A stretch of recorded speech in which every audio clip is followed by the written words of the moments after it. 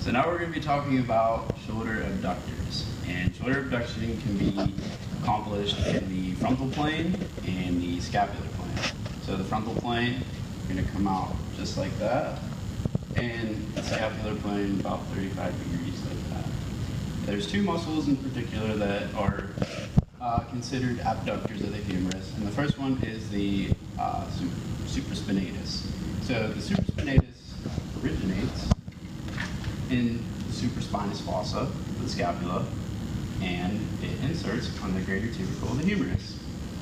The next muscle we have is the deltoid, which originates on the lateral third of the clavicle, the acromion process, and the spine of the scapula.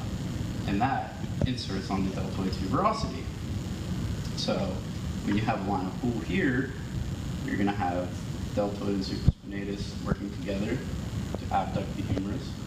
And you're also going to have them working in this line of pull to abduct the humerus. So some functional significance of the abductors would be anything where you're reaching. So for example, if you're calling for a taxi or holding onto the pole in the bus, raising your hand in class, playing basketball, throwing, catching, all of the above.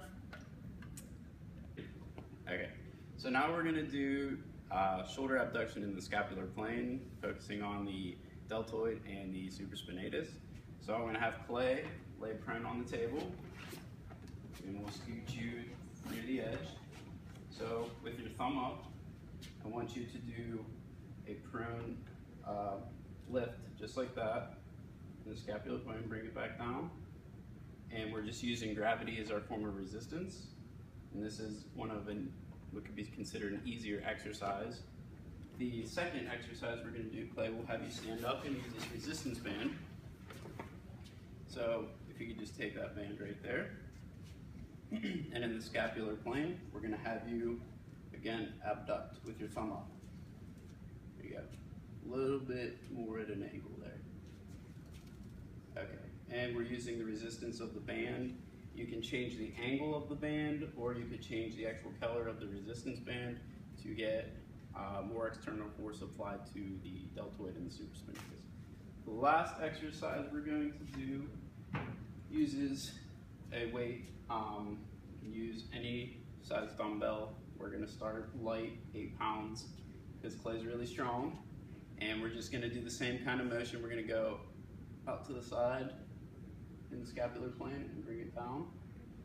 And that is that's the hardest of the 3 exercises, because this actually is more functional in the sense that if you're putting something away on a shelf or you're doing overhead work or something like that, then that weight mimics what you're doing.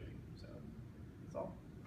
Okay, so for our second exercise, we're going to start with the patient, Meg, supine, and we're going to have her just bring her arm up. If she's very limited in abduction strength, she can use a T-bar to help her. It'd be self-assisted, and this is the lowest level. Here you go. Lowest level of exercise because it's gravity eliminated. So you can see she's using her other arm to help her bring her arm out. Okay, install.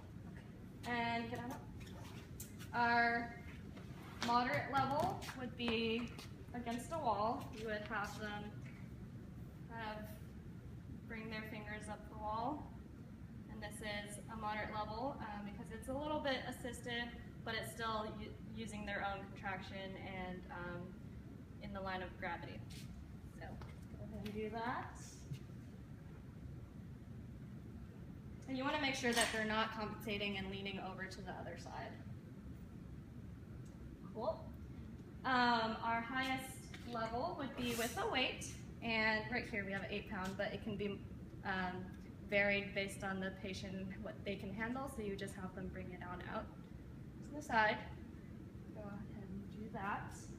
And again, you want to make sure they're not leaning and compensating with their trunk. Like that, don't do that. And that's it.